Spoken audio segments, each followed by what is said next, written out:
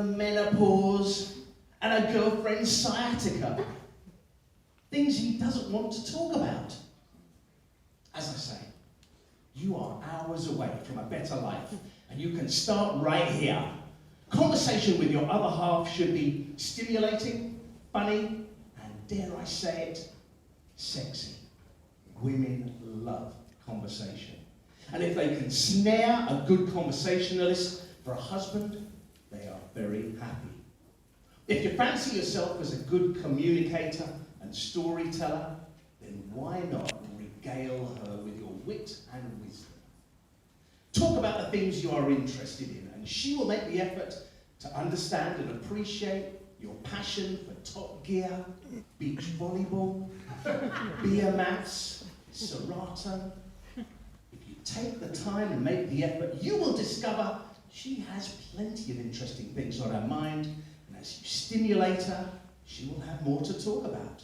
That's right, I use the word stimulate, and I don't mean probe her pink parts. I mean mentally stimulate her, challenge her.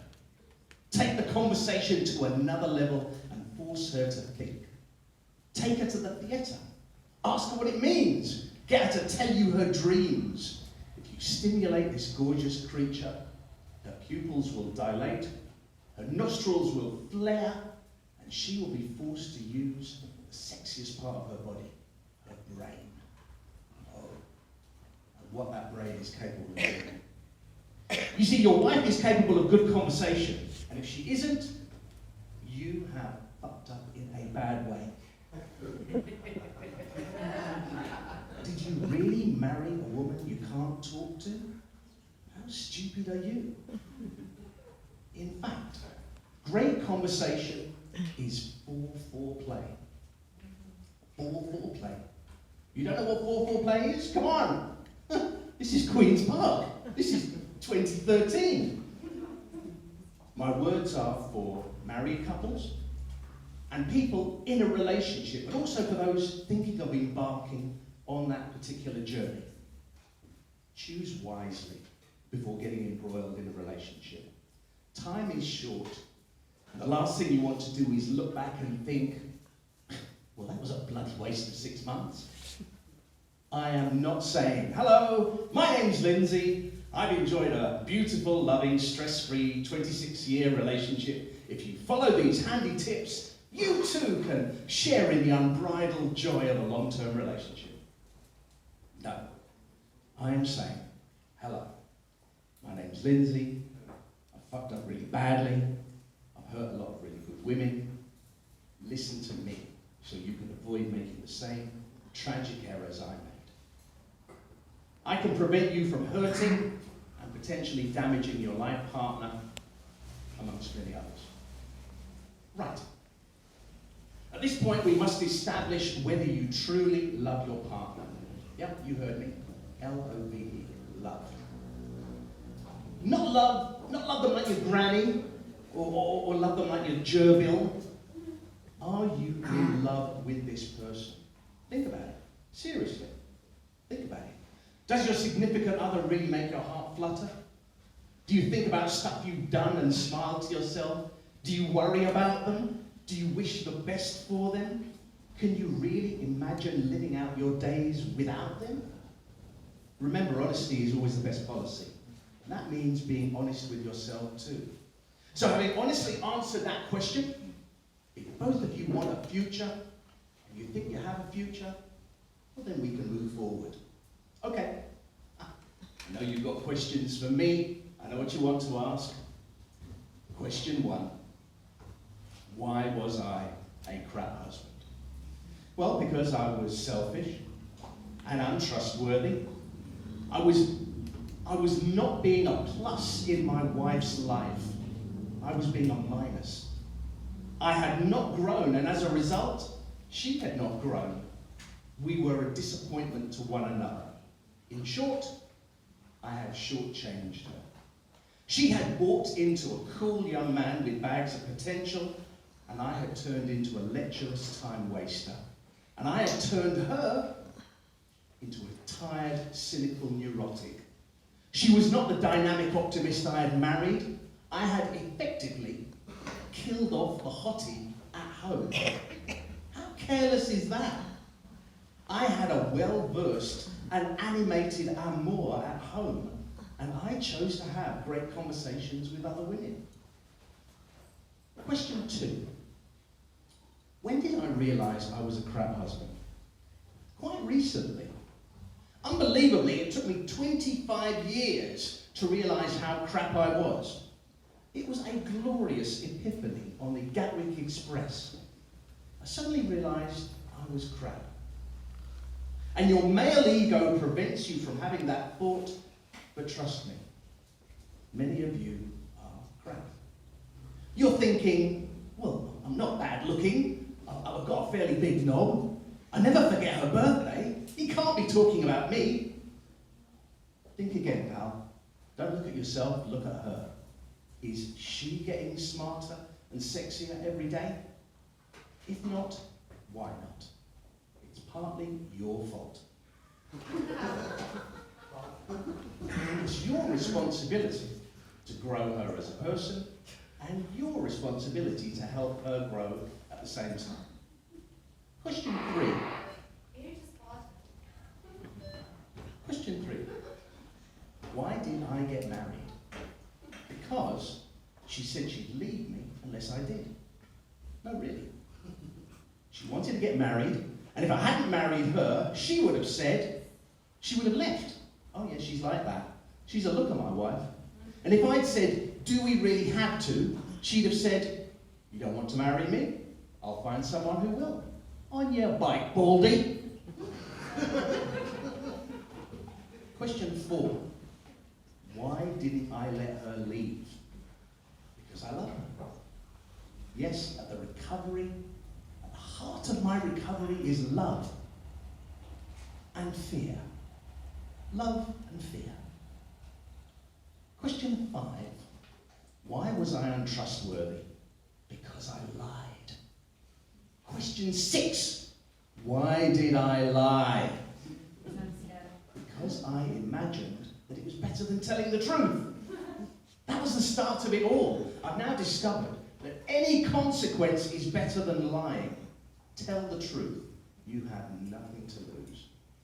Anything is better than that secret life in your head. Question 7. How did she know I was lying? Because I'm also a crap liar. Word of advice to men. Most of you are crap liars. They call it female intuition, and it exists. Also, women are masters of reading body language. They can see when you're lying. And most terrifying of all, women remember everything. Everything. So as you retell your lie,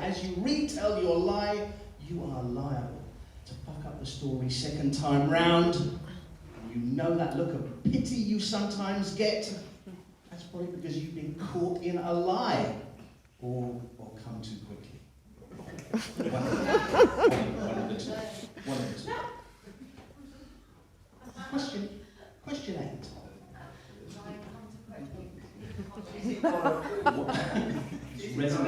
That's resonating at the back. Question 8. What makes me think I'm an expert on the subject? Well, I'm 53. I popped my cherry when I was 11. Wow.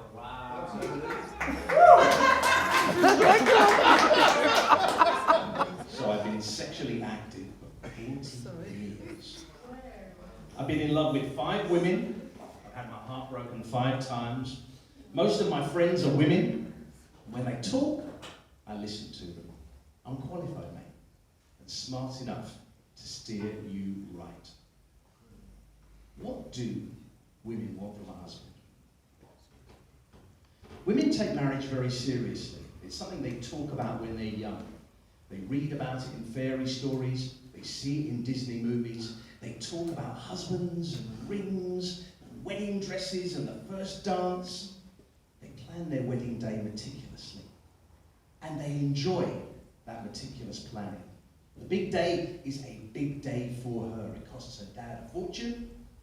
She ensures there are copious photos and a lengthy video of the big day. The big day is a status symbol for her. She's anxious to show her family and friends that she is marriage material and worth all of that expense. And most important of all, she's off the shelf. Most women hate being single. So when they finally marry a man, they have high hopes for the day and high hopes of him. What do women want from a husband? I expect him to be everything. Start compiling a list of attributes and don't stop until your fingers get sore. Women expect all that and much more. In other words, women's expectations are totally unreasonable. But there's no excuse for being crap. But men's expectations are unreasonable too. To paraphrase the old cliche, men want a cook in the kitchen, a wife in the home, a lady in public and a whore in the bedroom.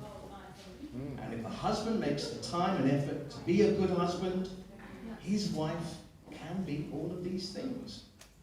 She wants to feel safe and protected by a real man, a strong man. She does not want to spend her every waking moment worrying about where her husband is or what he might be doing. She wants a man who will be dominant and dashing, like a swashbuckling action hero, but also sensitive and metrosexual enough to buy her panty liners at the supermarket, massage her feet after a hard day. Life and being a woman are stressful enough, so a woman does not want a stressful husband. Sadly, little boys do not read the same fairy stories or watch the same Disney movies as girls. They climb trees, ride bikes, play football, throw fireworks at each other, and they sit on each other's heads and fart. Then the erections arrive. They start looking at porn, and they vigorously masturbate until their genitals are raw. Clearly, boys are prime candidates for romantic love. So while the girls are hoping the boys mature into dashing, chivalrous heroes, the boys are hoping that the girls develop big tits and let them go past second base. For many women, their wedding day is the best day of their life. For many men, the best part of it is the stag night and 2 weeks of honeymoon to recover from the stag night. Crap husbandry starts around here. The emasculated man, nipped in the bud at the height of his sexual potency, begins thinking about adultery immediately. How will this game of cat and mouse play out? Will his alibis be good enough? Why did this fool get married? God only knows, but he is about to enter into a futile battle of wits with his wife. It's something this fool reluctantly agreed to, and because of that, she will pay. What he doesn't realise is that he will pay. If you're not ready to get married, don't. Thank you.